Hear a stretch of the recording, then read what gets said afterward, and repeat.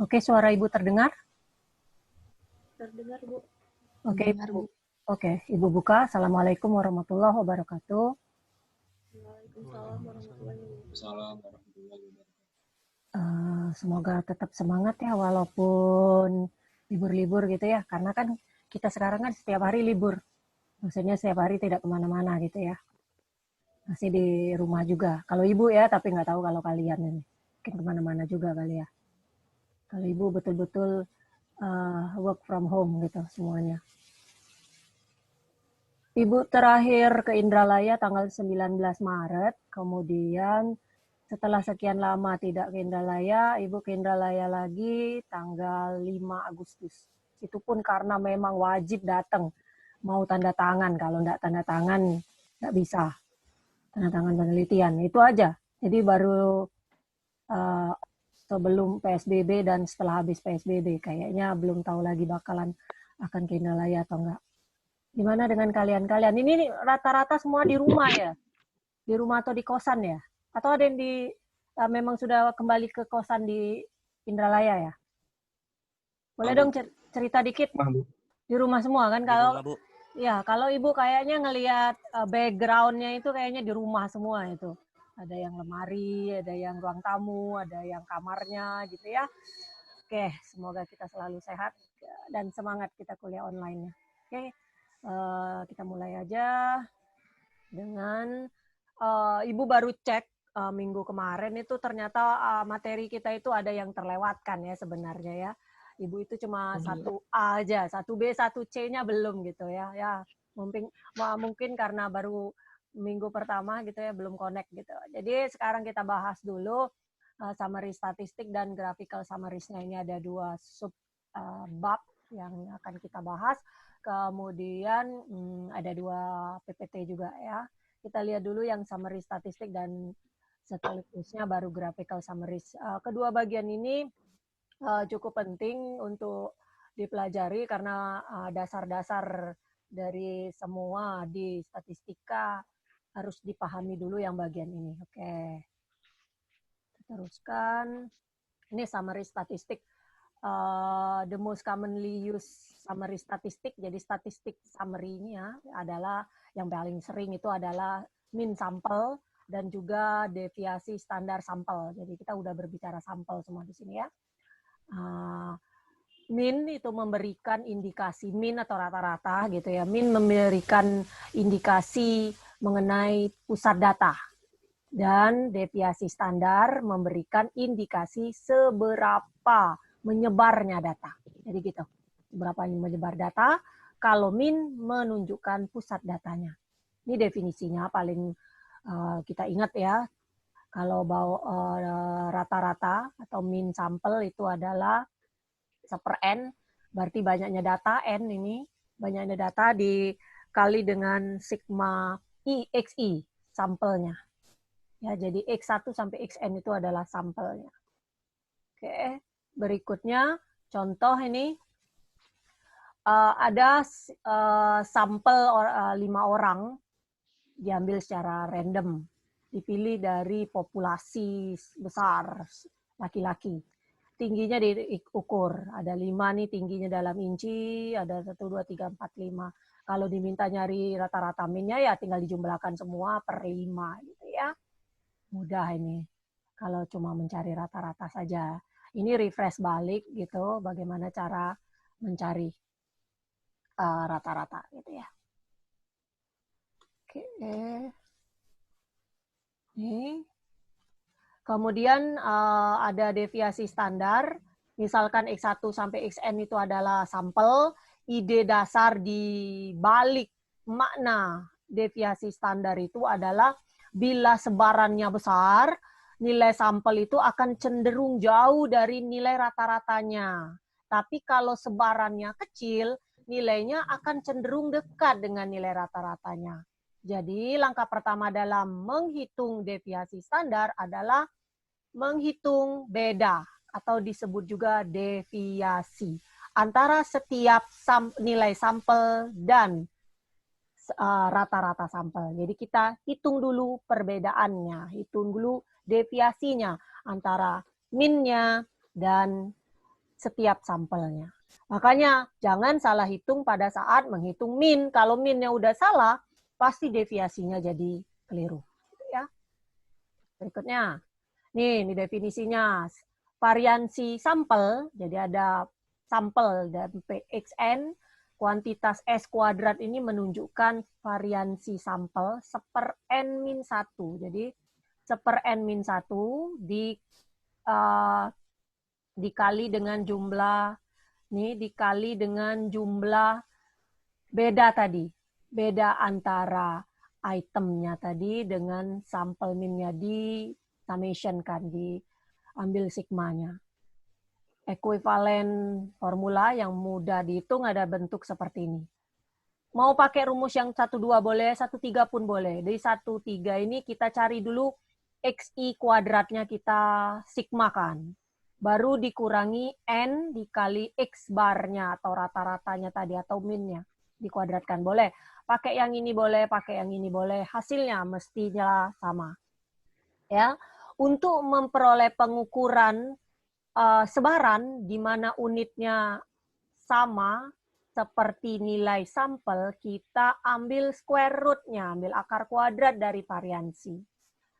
Jadi kuantitas inilah yang disebut dengan deviasi standar sampel. Kita biasanya nuliskannya deviasi standar sampel itu adalah S saja. Jadi square root dari S kuadrat. Gitu ya. Kemudian nih ada definisinya tadi. Kalau dari sini tadi diambil akar kuadratnya di 1, 2 tadi bentuknya seperti ini. Atau kalau diambil square root atau akar kuadrat dari nomor 3 tadi persamaannya jadinya seperti ini. Jadi tinggal ambil aja S kuadrat adalah variansi, S sendiri adalah deviasi standar. Ini ada ringkasannya juga. Kalau X1 sampai Xn adalah sampel dan YI adalah A plus B XI, di mana A dan B konstanta, maka Y barnya akanlah berupa kombinasi linier dari A plus B X bar. Gitu ya. Kalau X1 sampai Xn sampel dan YI adalah A plus B XI, di mana A dan B konstanta, maka variansi dari Y adalah B kuadrat dari variansi X. SY sama dengan mutlak dari B dikali SX. Berarti kalau nilainya negatif, B tadi diambil positifnya. Gitu ya, ini hubungannya antara sampel dengan nilai fungsi ini. Ya. Kemudian median sampel, tadi kita sudah berbicara min atau rata-rata, kemudian variansi, akar kuadratnya adalah deviasi standar, kemudian kita lanjut ke median. Median, kalau kita punya N bilangan, diurutkan dari kecil ke besar. Jadi kita selalu mengurutkan bilangan itu dalam statistika dari kecil ke besar. Kalau datanya banyak kan bisa pakai Excel, pakai bantuan komputer gitu ya. Kalau N-nya ternyata ganjil gitu ya, kalau N kita ternyata ganjil, kita pakai aja rumus ini. Kalau N-nya ganjil, maka median sampel itu adalah di posisi N plus 1 per 2. Gitu. Misalnya kalau N kita, di sini kalau N kita sama dengan 13, berarti mediannya di mana? Di posisi 13 tambah 1 per 2. Di posisi ke-7. Ya. Bukan mediannya 7, tapi posisi nilai median itu di nomor 7. Setelah datanya diurutkan dari kecil ke besar. Ingat ya, jadi data itu harus diurutkan dulu dari kecil ke besar. Kalau belum diurutkan, nggak bisa kita menentukan mana mediannya. Kalau kita mencari minnya, boleh, nggak masalah. Seperti contoh sebelumnya. Paham ya? Jadi harus diurutkan dulu dari kecil ke besar. Kemudian cari mediannya, kalau dia ganjil, dicari ke posisi ke N plus 1 per 2. Sekarang kalau N-nya genap. Kalau N-nya genap, berarti misalnya N-nya ada 10 gitu. Sampel mediannya adalah rata-rata dari bilangan di posisi N per 2 dan N per 2 plus 1. Berarti kalau N per 2 adalah 10 per 2 sama dengan 5 dan 5 ditambah 1. Jadi 5 plus 1 sama dengan 6. Jadi di posisi ke-5 dengan ke-6. Bukan 5 dengan 6-nya ini jumlahkan, tapi apa? Bilangan yang urutan nomor 5 dengan bilangan diurutkan dengan nomor 6 per 2. Gitu ya, dijumlahkan bilangannya. Jadi kalau misalnya nih, contoh nih lagi.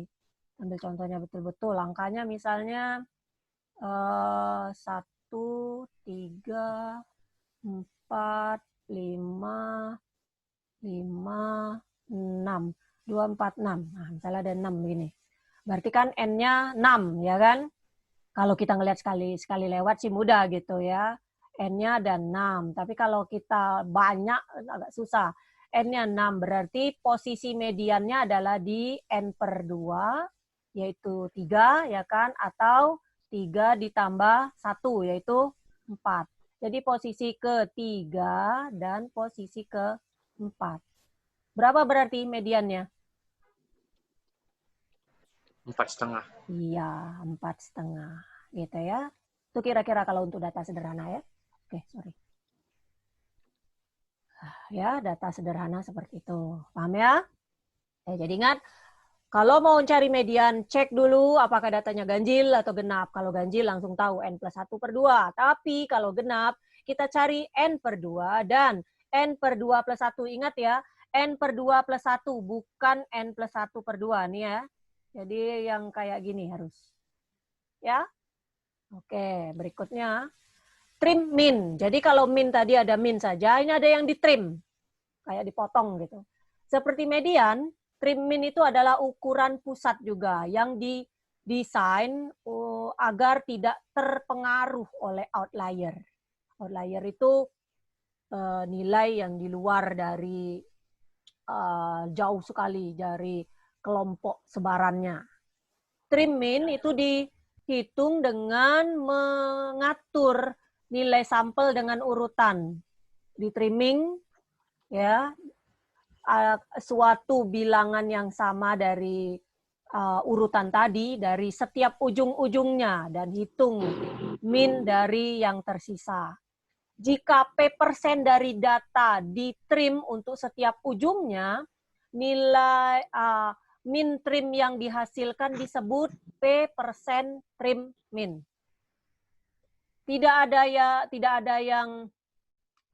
ada aturan yang mudah dan cepat untuk seberapa banyak nilai yang ditrim gitu ya. Tak ada aturan pastinya. Tapi yang paling sering digunakan biasanya trimnya 5% saja, 10% atau 20%. Catatan median bisa dianggap sebagai bentuk ekstrim dari min trim yang diperoleh dengan men-trim away, ya, jadi membuang semua nilai tengah dari 1 atau 2 sampel, nilai sampel. Gitu ya. Karena bilangan dari titik data yang ditrim itu haruslah bilangan caca, jadi keseluruhan bilangan caca, tidak mungkin dalam kebanyakan kasus untuk memotong semua persentase secara tepat dari data. Kalau sampel size-nya, ukuran sampelnya dinotasikan dengan N dan P% trimnya diinginkan, jumlah titik data itu harus ditrim adalah sebesar NP per 100. Gitu ya. N dikali P, trimnya berapa per 100. Kalau bukan bilangan caca, paling mudah adalah dengan membulatkannya ke bilangan caca terdekat dan ditrim sebesar bilangan itu. Karena karena jumlah titik data ditrim haruslah bilangan caca, tidak mungkin dalam kebanyakan kasus untuk membuang persentase secara eksak dari data yang kita ambil. Tapi kalau ukuran sampelnya kita notasikan dengan N dan P% trim itu diinginkan, min trim diinginkan, jumlah titik data yang ditrim itu sama tadi, NP 100. Oh, ini sudah Ibu ulang-ulang nih. Nah, ini misalnya nih contoh nih. Ada data nih, data itu di buku juga ya Ibu ambil. Kalau disuruh menghitung min, median, kemudian trim min-nya ya 5%, 10%, dan 20%. Ingat ini sudah diurutkan oleh buku itu. Kalau kebanyakan soal itu nggak pernah diurutkan. Kamu harus ngurutkan sendiri. Karena kita kuliahnya online, kamu bisa ngurutkan pakai Excel aja cepat. Kalau pakai manual, hati-hati suka terlewatkan. Gitu ya, kalau datanya agak banyak. Ini kan termasuk lumayan banyak nih, apalagi beratus-ratus sudah. Gitu ya, gunakan aja software nggak apa-apa, gunakan short gitu ya. Jadi nih min itu ya tinggal kita jumlahkan aja semua 24 bilangan ini 2, 4, 6, 8, 10, 12 ya ada 24. Hasilnya ini 195,42. Tahu ya? Tinggal dicek aja sendiri nih pakai rumus yang tadi. X bar sama dengan 1/n kali sigma XI. Jadi jumlahkan 30 tambah 75 dan seterusnya. Kalau pakai program di ini function di Excel lagi cepat. Function di Excel itu boleh dipakai, tapi tidak sebagai patokan. Makanya kita tetap harus hitung secara manual. Gimana sih dapatnya dari mana, gitu ya. Termasuk standar deviasi standar semua ada. Median. Kenapa mediannya dari data ke-12 dan 13? Ya tadi, karena N-nya adalah genap, 24. Sehingga datanya pasti ke 12 dan ke 13. Oh, sorry. Data ke 12 dan ke 13. 12-nya mana ini 12? Ini 12 kan ini 12 dan yang ini 13. Nah, kita jumlahkan aja nih, dapat 207. Paham ya? Untuk menghitung trim min yang 5%, kita harus drop 5% dari setiap data di ujung kiri dan di ujung kanan. Jadi yang dari smallest dan dari largest-nya yang harus kita hitung. Jadi 0,05 kita cari dulu karena diminta 5%, 0,05 kali 24, 1,2 observasi. Dibulatkan ke nearest ya, jadi ke bilangan caca atau bilangan bulat yang terdekat. Ya, yang paling dekat dari 1,2. Kan kita biasanya membulatkan ke atas kalau di atas 5 ya. 5 ke atas kita bulatkan jadi 2. Kalau di bawah 5 kita bulatkan ke bawah. Jadi kita buat 1 di sini dan trim 1 observasi di ujungnya gitu ya. Jadi kita buang 30 ini dibuang di ujung sini, kemudian di ujung sini pun kita buang. Itu kalau 5%. Sehingga tinggal kita sisanya jadi dapat 22. Paham ya? Itu untuk yang 5%. Sama untuk 10% juga dapat 2,4 kita buat 2. Jadi 3075 kita drop, kemudian 384 dan 470 pun kita drop. Berkurang jadi 20. Dan yang terakhir kalau 20% berarti dapatnya 4,8 kita drop ke 5. Jadi kita drop 30, 75, 79, 80, 80. Jadi kita drop jadi mulai dari sini sampai 2, 3, 4, 5 nih. Ya, nilainya 14. Paham ya? Itu maksudnya trim min-nya P% trim min. Yang paling common itu adalah 5%, kemudian 10%, dan 20%. Dibulatkan ke bilangan bulat terdekat. Oke. Berikutnya. Jadi tadi sudah paham ya, sambil ingat-ingat, min, kemudian variansi, kemudian deviasi standar, lalu kita lihat ke median, kemudian trim min, sekarang kita lihat modus dan ring. Modus dan ring itu adalah statistik summary juga yang penggunaannya terbatas, tapi sering sekali dilihat. Mode atau modus sampel adalah bilangan yang paling sering muncul dalam sampel. Kalau beberapa nilai yang muncul itu punya frekuensi yang sama, setiapnya adalah modus. Jadi kalau misalnya misalnya bilangan kita nih, bilangan kita misalnya seperti ini nih, 1, 2, 2, 2, 3, 3, 3, 4, misalnya seperti ini. Yang paling sering muncul kan apa? 2 dengan 3, tapi frekuensinya sama ya kan? Jadi modusnya berapa? Jadi modusnya ya 2 dan 3 gitu. Jadi setiapnya adalah modus gitu ya. Bukan modus yang lain ya, ini modus dalam statistik. Nah, sekarang kan banyak bermunculan modus-modus gitu ya. Gitu, bukan modus yang itu. Oke. Ring Ring adalah beda dari nilai terkecil atau terbesar dengan nilai terkecil. Ingat, kata-katanya beda. Jadi kalau beda atau selisih. Yang namanya selisih, kita selalu mencari pengurangan dari besar ke kecil ya. Kalau selisih seperti itu. Nggak pernah selisih umur saya dengan kakak saya adalah -3. Nggak pernah, itu bukan selisih namanya. Selisih itu pasti dari yang besar nilainya dikurangi yang kecil. Sehingga selisihnya adalah 3. Kalau di sini kan, kalau di sini modusnya adalah berapa? 2 dan 3 ya kan. Kemudian kalau ringnya berapa? Selisih dari bilangan terbesar dikurang kecil, berarti 4 dikurang 1 adalah 3 gitu ya kalau dari contoh kita.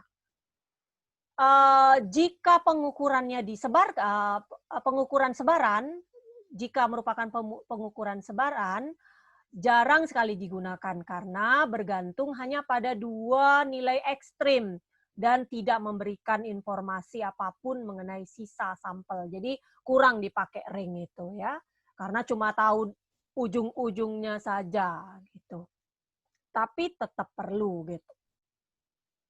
Nanti perlu ring itu kalau kita mencari box plot. Kuartil sekarang. Nah, median itu membagi sampel menjadi setengah, separuh-separuh. Kuartil membagi sedekat mungkin menjadi kuarter.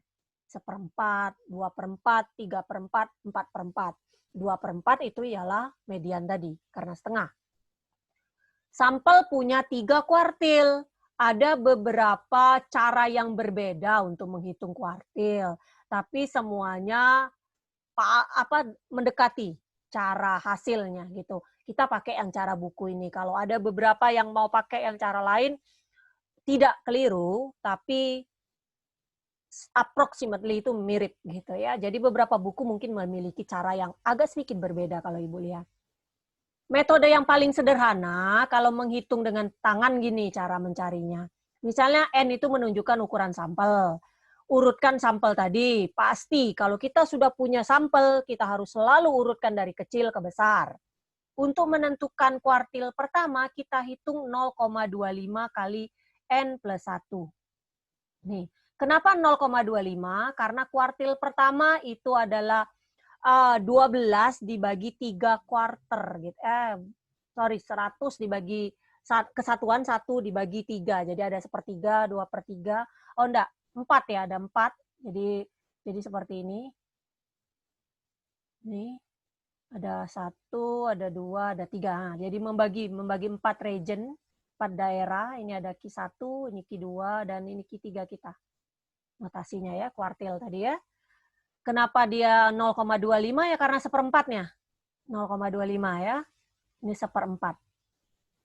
Boleh ditulis 0,25 atau 1/4. 1/4 dari N plus 1. Gitu ya. Cari pertama kali itu dulu. Kalau nilainya integer, bulat yang ini tadi, nilai sampelnya berada di posisi itulah. Ya, jadi misalnya nilainya ternyata 2. Oh, berarti di posisi kedua itulah Q1-nya. Kalau tidak, ternyata bukan integer, bukan bilangan bulat, ambil rata-rata nilai sampel di sisi dari masing-masing nilai itu. Gitu ya. Jadi misalnya mana nih? 2,5 misalnya gitu, berarti kita ambil dari 2 dan 3 di antara itu. Jadi posisi kedua dan posisi ketiga kita ambil, kita tambahkan, kita bagi 2. Gitu. Itu posisinya kalau dia tidak integer. Kemudian kalau ada kuartil pertama, ada kuartil kedua, yaitu median tadi yang sudah dihitung, bisa dihitung tadi dengan kalau ganjil dia N+1/2, kalau dia genap berarti N/2, dan N/2 plus 1 diambil rata-ratanya, posisinya. Kalau yang ketiga ini kuartil 3 pakai 0,75. Gitu ya. Ini yang tadi yang kedua. Sama cara menghitungnya juga sama. Kalau dia integer, kita tahu di posisi itulah. Kalau dia tidak integer, berarti kita ambil sisi di antaranya. Oke? Persentil. Kalau ada kuartil, ada persentil. Persentil itu adalah nilai kuartil juga, tapi tidak yang dalam dibagi sama pada data. Jadi persentil P dari sampel adalah bilangan P antara 0 sampai 100. Membagi sampel sehingga sedekat mungkin sedekat mungkin dengan P persen yang sedekat mungkin dengan P persen dari nilai sampel adalah kurang dari P persentil atau persentil. Dan 100 min P persen adalah lebih besar. Jadi yang kurang darinya adalah cuma sebesar P persen, yang lebih darinya adalah 100 min P persen. Ada banyak cara, tapi itu tadi tetap menghasilkan nilai yang mirip. Di sini analognya ke menghitung kuartil, tadi sudah dibilang. Jadi tinggal kita bagi aja P per 100. Jadi kalau misalnya diminta mencari 5 persentil, berarti kita buat 5 per 100 dikali N plus 1. Gitu.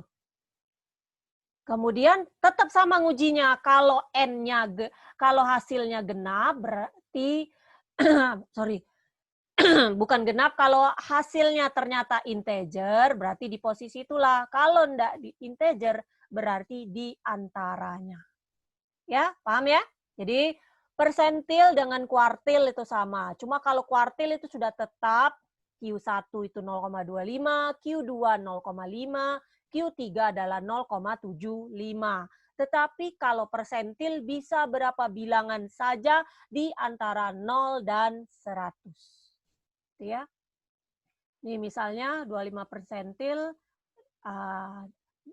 first quartile, ini kuartil pertama itu sama aja dengan persentil ke-25, ya kan tadi?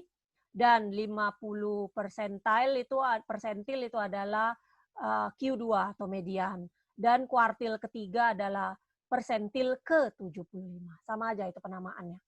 Ya. Oke. Jadi di sini ada beberapa summary nih mengenai definisi ini. Summary dari sampel numerik itu namanya statistik. Jadi beda ya. Pakai S dengan tidak pakai S itu beda artinya.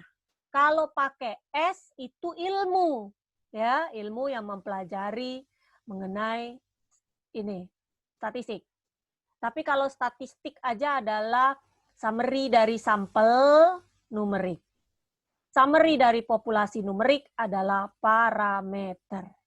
Statistik, nah ini baru ini ilmunya digunakan untuk mengestimasi parameter. Ya.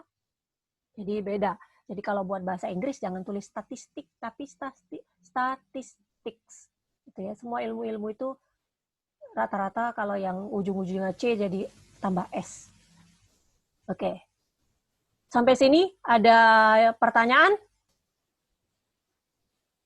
Jadi sebelum Ibu lanjut ke slide berikutnya, catatan tadi, ya hal-hal yang perlu kalian ingat adalah pertama min, ya kan, sampel min, kita berbicara semua sampel di sini ya, min, kemudian deviasi standarnya, variansi dari minnya, variansi dari sampelnya, kemudian kita lanjut ke trim min, kemudian ada median, ada juga apa tadi, modus, ada ring, ada kuartil, dan ada persentil.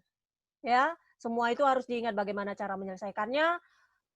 Di perkuliahan online ini kelihatannya tidak pernah latihan, padahal Ibu kalau offline itu selalu setiap minggunya mahasiswa itu maju ke kelas gitu, maju ke depan, nulis, mengerjakan soal, ada nilai gitu ya. Siapa yang lebih banyak, ya banyak juga nilainya gitu. Tapi kalau di online ini Ibu cuma bisa ngomong dan nyuruh gitu. Latihan-latihan di pop quiz itu kebanyakan teori aja karena tidak bisa semuanya bisa sih kalau mau buat soal yang ada equation-nya tapi agak rumit. Jadi lebih banyak pemahaman materi saja untuk menunjukkan kamu itu siang kuliah ini melek enggak gitu atau apa malah tidur gitu kan. Matanya aja melotot gitu ternyata pakai kacamata yang khusus untuk orang merem itu enggak ketahuan. Jadi kacamatanya melek tapi orang dalamnya merem gitu ya, atau di recording gitu ya, di recording pakai HP padahal orangnya tidur gitu kan. Ya, Ibu nggak tahu ya namanya kita berjauhan ini ya, virtual gitu ya. Jadi Ibu mohon latihan itu dikerjakan, nanti mungkin kita ambillah satu slot, nanti kalau mungkin minggu depan sudah habis bahasan bab 1, nanti Ibu buat beberapa soal yang udah ada jawabannya untuk kita pecahkan sama-sama gitu, untuk kita cek koreksi sama-sama. Jadi setiap bab seperti itu Ibu akan buat ya. Jadi sebelum materi ada itu sedikit gitu ya. Biar sama-sama paham. Kelihatannya sih kalau dari penjelasan itu semuanya mudah ya kan? Pastilah kalau namanya baca ngelihat itu mudah tuh lah, tapi begitu keluar soalnya pening pala gitu. Gimana nyelesainnya gitu ya. Ibu ambil soal di buku itu saja ya. Ibu ambil soal di buku itu aja. Mungkin Ibu ganti-ganti angkanya gitu. Tapi tipe-tipe soalnya kayak gitu aja ya. Jadi tolong dipelajarin. Oke. Sekarang Ibu lanjutkan ke materi berikutnya. Bab 2-nya adalah masih bab 1, sorry ya. Masih bab 1. Ya, ini yang graphical. Jadi kalau tadi kita berbicara statistik summary-nya, sekarang kita graphical summary-nya. Oke, dikit aja. Ibu tidak masukkan semuanya. Latihan-latihannya itu banyak di situ. Nanti diambil saja sendiri yang mana yang diperlukan gitu ya. Oke, ini di close. Keep. Kemudian save. Graphicalnya Ibu share screen. Oke, yang ini. Kenapa di post? Kita ulangi lagi. Share screen.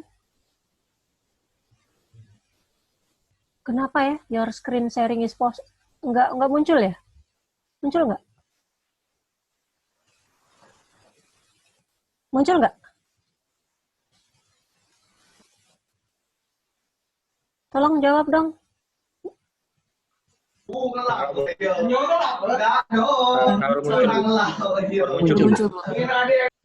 Apa muncul ya? Ada? Muncul, Bu. Iya, Oke. ada. Muncul, Bu. Oke, sip. Berarti ribut banget kalian itu ya kalau tidak di-unmute ya. Alangkah ramenya. Kalau ini online-nya di mana sih online-nya? Di pasar apa? Kok ribut nian itu, bingung Ibu. Ya. Mungkin. Oke, benerlah disuruh unmute ya. Disuruh mute. Kalau unmute gawatnya, tidak kedengeran lagi suara Ibu. Oke, kita lihat graphical summaries-nya. Oke, di sini ada namanya plot, stem, dan leaf. Gitu ya. Leaf itu daun ya. Jadi kita berbicara secara grafik nih sekarang, bagaimana membentuk tabel gitu ya, menggambar histogram gitu ya, sekarang di bagian ini.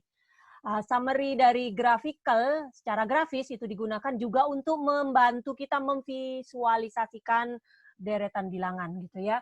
Memang menggambar histogram bisa pakai Excel, tapi sekali lagi Ibu bilang, alangkah sangat baiknya kalau kita paham behind-nya gitu ya, di belakangnya itu bagaimana cara menyelesaikannya. Summary grafis yang akan kita diskusikan pertama di sini adalah stem dan leaf. Plot, stem, dan leaf. Gitu ya. Misalnya nih, kita punya data nih. Ada seperti ini.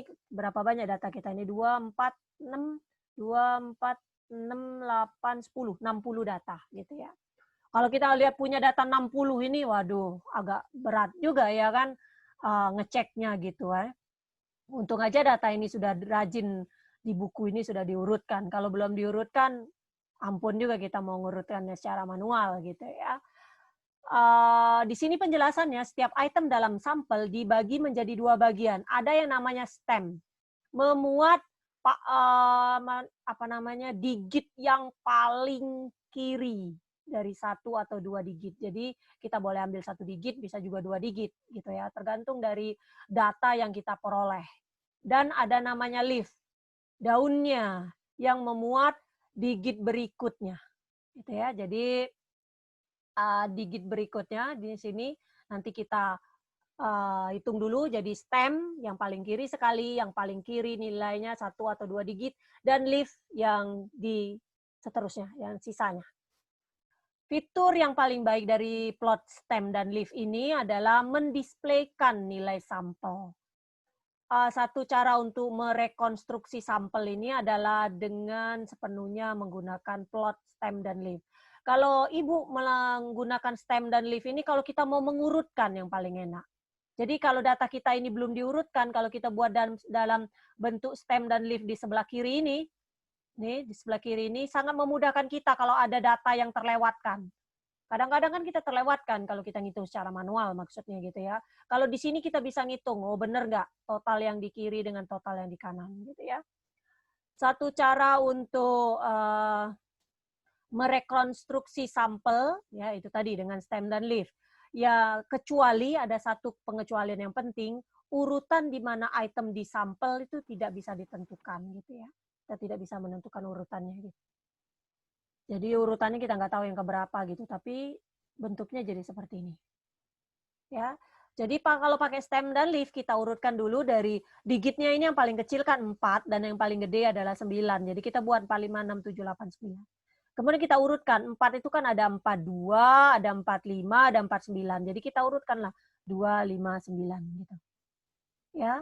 Kemudian ada 50, 51 sampai 58. Kita buat nih 0, 51-nya ada berapa? Jadi kita buat kalau ada 3 semuanya kita buat, oh sorry ada 4, kita buat 4-4-nya gitu urutannya ya. 3, 3, 5, 5, 6, 6 dan seterusnya. Di sini seperti ini. Ya. Oke, jadi yang tadi seperti ini cara membuat stem dan leaf. Paham ya? Mudah kan? Cara membuat stem dan leaf kita tinggal membuat seperti ini posisinya ya. Jadi 42, 45. Jadi datanya diurutkan dulu biar kita tahu posisinya bagaimana. Kalau 0 ada 0, ya tulis saja. Tidak harus semua bilangan ya. Yang ada aja. Jangan 3 nggak ada, nggak perlu ditulis gitu. Bukan data kita. Jadi 259, 01 dan seterusnya ini. Jadi kita bisa hitung di sini data kita tepat nggak isinya, totalnya, bilangannya adalah 60 gitu. Kita bisa mudah ngitung dari sini kan. Ada 3, kemudian ini ada berapa? 2, 4, 6, 8, 10, 12, 13 gitu ya di sini. Sini kan. Jadi lebih mudah ngitungnya kalau ini ada 3, ini ada 2, 4, 6, 8, 10, 12, 13 tadi, kemudian 2, 4, 6 dan seterusnya ini. Ini dihitung sendiri ini 3. Ya, dan totalnya harus 60 gitu ya. Oke. Nah, kalau ada stem dan leaf, ada juga namanya dot plot. Jadi bentuk titik-titik nih dot. Masih data yang sama tadi. Dot plot itu adalah graf yang bisa digunakan untuk memberikan impresi atau kesan kasar dari bentuk sampel. Jadi kesan kasar dari bentuk sampel. Berguna bila ukuran sampelnya tidak terlalu besar. Dan sampelnya juga tidak memiliki nilai yang berulang. Ya, jadi sangat berguna kalau seperti itu. Kalau kayak contoh sebelumnya mungkin agak susah gitu karena banyak yang berulang gitu ya. Kalau tidak berulang, malah bagus gitu ya. Sampelnya memiliki nilai berulang, jadi bisa dilihat di sini gitu. Ya, banyak gitu sama kan nilainya gitu. Jadi sangat berguna kalau sampelnya tidak terlalu besar dan sampelnya juga memiliki beberapa nilai yang berulang. Kalau sampelnya terlalu besar ya susah lah, nanti penuh sebuku-buku ini mau digambarin dot-dot-dot-dotnya ini ya. Sangat tidak efektif gitu ya. Untuk setiap nilai dalam sampel, kolom vertikal dari dot diambil gitu ya. Jadi ini kolomnya, kemudian jumlah dot dalam kolom sama dengan jumlah dari berapa kali nilai itu muncul dalam sampel gitu ya. Jadi dalam kolom itu nih misalnya ini ada berapa kali nih? Ada 4 gitu ya. Kemudian ada 2 diantaranya. Ini kan berarti diantara aja nilainya ini. Jadi perkiraan aja ini. Akan lebih baik kalau kita buat sentinya dari 40 ke 50. 41, 42 dan seterusnya gitu ya. Dot plot itu memberikan indikasi yang baik di mana nilai sampelnya terkonsentrasi dan di mana gap-nya. Jadi kan kalau ini ngelihat sini kan yang ini kan di dekat-dekat 70 ini kan konsentrasinya banyak nilainya ya kan. Atau yang ini juga nih agak nomor 2 banyak gitu. Jadi penjelasannya di sini stem dan leaf serta dot plot adalah metode yang baik untuk secara informal menjelaskan suatu sampel. Karena bisa digambarkan secara cepat hanya pakai pena dan pensil gitu. Jarang tapi digunakan di presentasi yang formal gitu. Jarang ya, karena kesulitannya tadi gitu. Kesulitan cuma digambar seperti ini maksudnya. Ngerjakannya mudah. Jadi tadi sudah ada stem and leaf, kemudian ada dot plot, ada juga yang namanya histogram. Ini yang paling sering dipakai. Histogram adalah grafik yang memberikan ide mengenai bentuk sampel, yang mengindikasikan daerah di mana titik sampel terkonsentrasi dan daerah di mana mereka yang kelihatannya jarang, gitu ya, nggak banyak, gitu ya, titik-titik sampelnya. Misal ini ada data seperti ini, ya. Interval di kolom yang paling kiri itu disebut interval kelasnya. Ya, mereka membagi sampel. Jadi interval kelas ini membagi sampel menjadi beberapa grup nih kamu lihat. Kebanyakan histogram interval kelasnya memiliki ukuran yang sama. Jadi 1, 3, 3, 5 ini sama. Ini kan ada berapa? Ada 3 ya? Ada 2 intervalnya gitu ya. 3, 5 dan seterusnya. Ini 1 sampai sebelum 3 gitu ya. 3 sebelum 5. Jadi kalau 3 bukan milik di interval kelas yang nomor 1, tapi di nomor 2 dan seterusnya. Sama, tidak ada cara yang cepat atau tidak ada cara yang mudah untuk menentukan bagaimana memilih titik ujung dari kelas interval. Jadi 3, 5, 7 ini tidak ada cara yang tepat sekali. Beberapa buku berbeda gitu ya. Secara umum, cara untuk memiliki interval yang lebih banyak daripada cara umum itu lebih bagus punya banyak kelas interval kelas daripada dikit gitu ya. Jadi lebih banyak seperti ini misalnya banyak. Tapi juga bagus untuk memiliki bilangan yang cukup besar dari titik sampel dalam interval. Semakin banyak kita membentuk interval kelas, pasti semakin detail datanya gitu ya. Dibandingkan bisa aja sih saya mau ngelompokin 1 sampai 10 aja, 1, 10 langsung gitu. Boleh gitu. Tapi selalu lebih baik kalau kita membuat interval kelasnya lebih kecil gitu ya.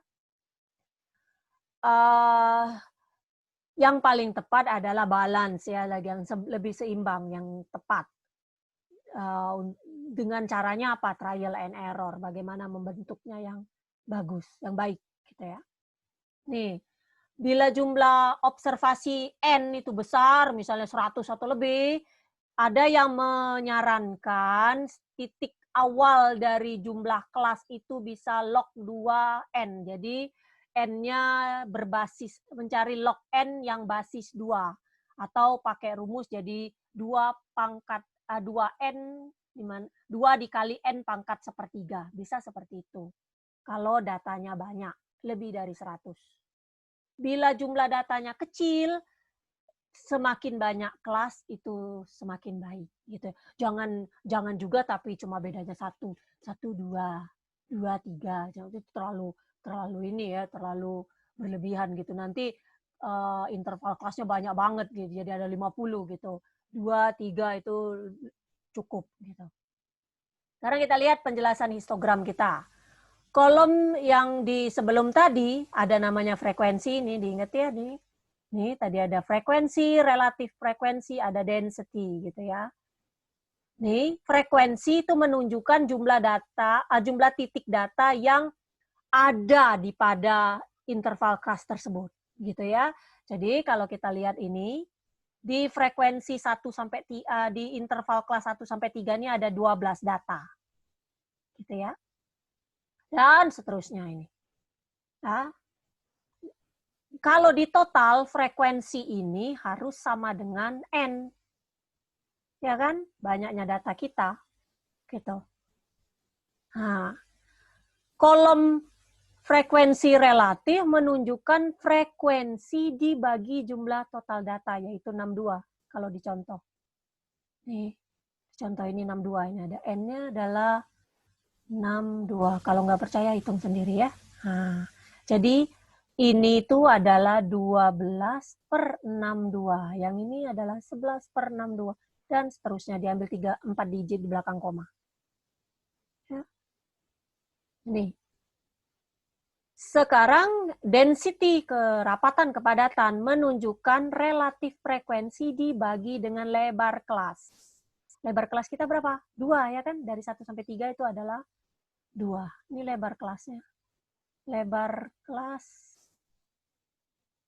sama dengan 2. Jadi 0,1935 per 2. Dapat itu density-nya. Ya. Nih. Jadi densitas diperoleh dengan membagi relatif frekuensi dengan 2. Oke. Itu cara setelah dapat itu tadi, oke, gambarnya tadi nih. Jadi relatif frekuensinya seperti ini. 1 sampai 3 relatif frekuensi. Jadi yang sumbu mendatar adalah menunjukkan emisinya. Kalau di contohnya ini tadi nih ya, frekuensi table for PM emission. Jadi emisinya jadi ini 1 sampai 25 datanya ya. 1 sampai 25. Nih, dari sini kan 1 sampai 25. Kemudian di sini adalah relatif frekuensinya yang kita peroleh dari 0 sampai 0,3 ya kan? Nah, yang paling tinggi 0,2 lebih. Kita ya. Oke. Nah, dibentuknya seperti ini. Setelah itu ada berapa banyak ya kita buatlah bar-bar chart yang berdiri-berdiri seperti ini untuk menunjukkan gambarnya. Itu ya. Sekarang bagaimana kalau ada lebar kelas tapi tidak sama, unequal gitu ya. Nih, seperti ini nih. Ini 2, ini 2, ini 2, 2. Ini ada 3. 2 juga, yang ini yang ada 4. Yang ini ada berapa ini? 10. Nah, gitu ya. Penting sebagai catatan di sini karena lebar kelas bisa beragam di dalam ukurannya, densitas itu menjadi tidak lagi proporsional ke frekuensi relatif. Jadi, densitasnya mengadjust atau menyesuaikan frekuensi relatif untuk lebar kelas. Yang lain tetap sama. Semakin lebar kelas, cenderung memuat lebih banyak item sampel daripada kelas yang lebih pendek. Jadi cenderung untuk memiliki frekuensi relatif yang lebih besar. Membagi frekuensi relatif dengan lebar kelas untuk mendapatkan densitas akan menyesuaikan kecenderungan ini. Untuk alasan ini, kalau kelas mempunyai lebar yang tidak sama, tinggi dari rektangelnya haruslah diset sama dengan densitas. Jadi bukan relatif frekuensi, tapi kita isi densitas. Area atau luas dari rektangle akan menunjukkan relatif frekuensinya. Jadi area luas ini yang menunjukkan relatif frekuensinya. Jadi kalau misalnya kita punya data seperti ini, kita buat berarti kita kumpulkanlah datanya di sini, relatif frekuensinya pasti berubah, densitasnya juga pasti berubah perhitungannya.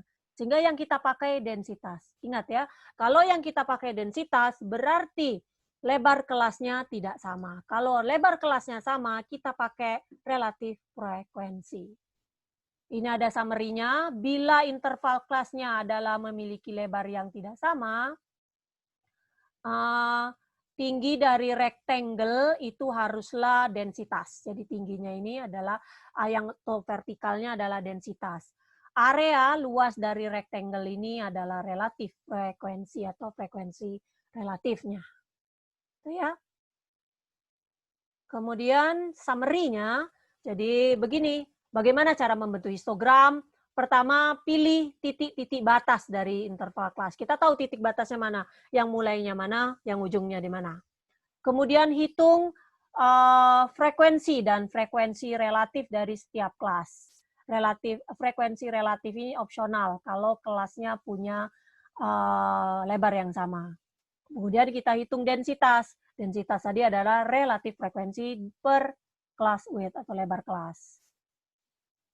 Kemudian kita gambarkan rectangle untuk setiap kelas. Kalau kelasnya memiliki lebar yang sama, tinggi dari rectangle itu bisa diset sama dengan frekuensi, relatif frekuensi atau densitas. Jadi ada 3 pilihannya. Kalau sama lebarnya bisa kita pakai frekuensi aja, bisa kita pakai relatif frekuensi, atau kita bisa pakai densitas. Tapi kalau tidak sama lebarnya, tinggi rectangle itu harus sama dengan densitas. Oke? Oke, sekarang lanjut. Bentar ya. Minum dulu, Ibu. Kering tenggorokannya.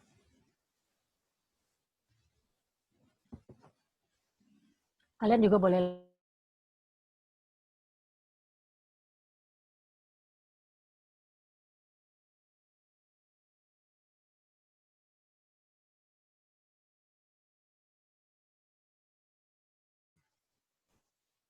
Oke, kita teruskan. Simetri dan skewness, gitu ya. Kesimetrian dan kemiringan. Histogram itu akan simetrik secara perfect atau secara tepat, gitu. Kalau bagian kanannya merupakan mirror image, jadi gambaran kaca, jadi kayak pencerminan ya dari kirinya. Histogram yang tidak simetrik dianggap skew, miring gitu ya. Secara praktek tidak ada sampel yang perfectly gitu, yang sempurna histogramnya. Jadi tidak simetrik betul. Semuanya pasti akan menunjukkan derajat kemiringan. Dalam histogram yang miring gitu, satu sisi atau tail nama lainnya akan lebih panjang daripada tail yang lain gitu. Histogram dengan long right hand tail, jadi yang kanannya panjang, akan dikatakan skew atau miring ke kanan. Atau positively skew. Jadi kalau namanya kanan itu secara positif ya, karena kanan di sebelah positif sebelah kanan gitu ya. Kalau yang panjangnya di sisi kiri, kita katakan skew-nya ke kiri atau negatively skewed gitu ya. Ini misalnya seperti ini. Ini skew-nya ke left nih karena yang panjangnya ada di kiri ya kan. Jadi min-nya di sini gitu ya. Kita lihat nih banyaknya di kiri. Kalau ini min dengan mediumnya balance lah, nearly symmetric, agak mirip gitu ya. Min dan mediannya approximately equal, hampir sama. Ini yang skew-nya ke kanan. Min-nya lebih besar daripada median. Lihat kan, median lebih panjang, yang ini min-nya kurang dari median, gitu ya. Kemudian ada yang namanya unimodal dan bimodal histogram, atau histogram yang unimodal dan histogram yang bimodal. Kita istilahkan di sini modus ini ya, untuk mengacu kepada bilangan yang paling sering muncul dalam sampel tadi. Istilah ini juga digunakan dalam histogram dan kurva lainnya yang mengacu ke peak, puncak, atau maksimum lokalnya. Ini kan ini termasuk bimodal nih. Puncaknya ada 2 yang berdekatan, walaupun tidak sama gitu ya. Nih. Ya. Histogram itu unimodal kalau cuma punya satu peak atau satu puncak atau satu modus. Dan bimodal kalau dia secara jelas punya 2 modus yang berbeda. Secara prinsip, histogram bisa memiliki lebih dari 2 modus, tetapi tidak akan sering terjadi secara praktis. Dalam realnya jarang. Dalam beberapa kasus, histogram bimodal itu menunjukkan bahwa sampel bisa dibagi menjadi 2 subsampel yang berbeda dari satu sama lain dalam beberapa cara yang penting secara saintifik, secara ilmiah. Setiap sampel menunjukkan pada satu dari modus tadi. Oke. Terakhir adalah bahasan mengenai box plot. Box plot itu grafik. yang menunjukkan median, kuartil pertama, kuartil ketiga, dan sebarang outlier yang mungkin ada dalam sampel. Jadi kalau kita mau ngecek apakah data kita itu punya outlier atau tidak, maka yang paling baik adalah menampilkannya dengan box plot, gitu ya. Box plot mudah dimengerti, tapi ada sedikit terminologi yang harus kita pahami dulu. Pertama ada namanya interquartile range. Jadi adalah beda antara kuartil pertama dan kuartil ketiga dan kuartal pertama. Jadi IR itu adalah Q3 dikurang Q1. Itu ya. Karena ada 75% data itu kurang dari kuartal ketiga dan 25% dari data itu kurang dari kuartal pertama, jadi terbukti bahwa 50% atau separuhnya data itu terletak antara Q1 dan Q3. Interquartile range adalah jarak yang diperlukan untuk spanning itu merenggangkan merenggangkan separuh dari data. Kita IQR ini ya, atau IR boleh juga, kita telah mendefinisikan outlier itu sebagai titik yang biasanya besar sekali atau titik yang kecil sekali gitu ya. Jika EQR itu menunjukkan interquartile range, maka untuk tujuan menggambarkan box plot, sebarang titik yang lebih dari 1,5 di atas Q3 atau lebih dari 1,5 di bawah Q1, maka disebut outlier, gitu ya. Jadi, kalau ada titik yang lebih dari 1,5 IQR ya, di atasnya Q3 itu outlier, atau lebih juga dari 1,5 IQR tapi di bawah Q1. Nah, itu juga outlier. Jadi kita sudah tahu. Nanti begitu data itu sudah diurutkan, kita bisa mencari Q1, Q2, Q3-nya.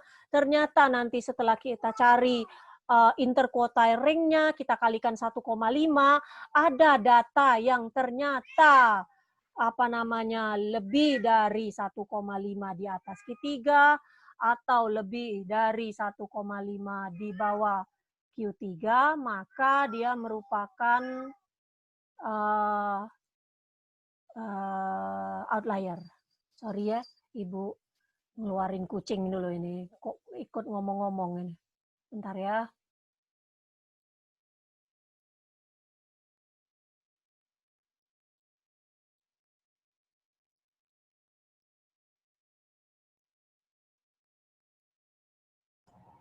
Hoi.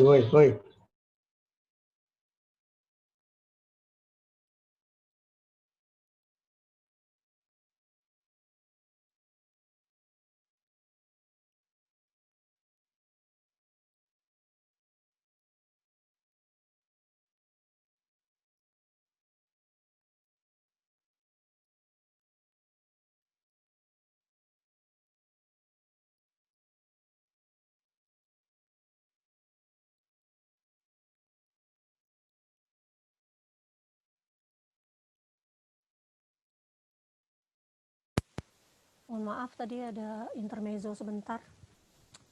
Salah kucing ini kalau orang sibuk ngajar, sibuk pula. Oke, nih kalau kita lihat lagi kembali tadi. Jadi kalau dia lebih dari 1,5 IQR di atas Q3 dan lebih dari 1,5 IQR di bawah Q1 berarti itu outlier. Gitu ya. Jadi dalam menggambarkan box plot tetap penting kita hitung dulu Q1 kita berapa, Q3 kita berapa, Q2 kita berapa, 1,5 IQR-nya berapa, IQR-nya dulu berapa, 1,5 dikali IQR-nya berapa. Dari situ kalau semua sudah informasinya diperoleh, baru kita bisa menggambarkan box plot kita. Ya. Ini ada beberapa teks yang mendefinisikan titik itu harus lebih dari 3 gitu ya, dari first dan third quartile. Tapi ini hanya convention gitu ya. Karena kalau pakai 1,5 aja sudah termasuk jauh sekali data itu. Ya, dan tidak digunakan gitu ya. Nah, ini nih cara pembentukan box plot gitu ya. Ada beberapa cara kalau yang di buku ini dia membuatnya secara vertikal gitu ya. Kalau yang Ibu pelajari semasa kuliah itu dibuatnya secara horizontal, sama aja. Mau pakai yang ini aja juga boleh. Gitu ya. Jadi kita buat dulu garisnya seperti ini. Jadi garis yang ini kita buat dulu.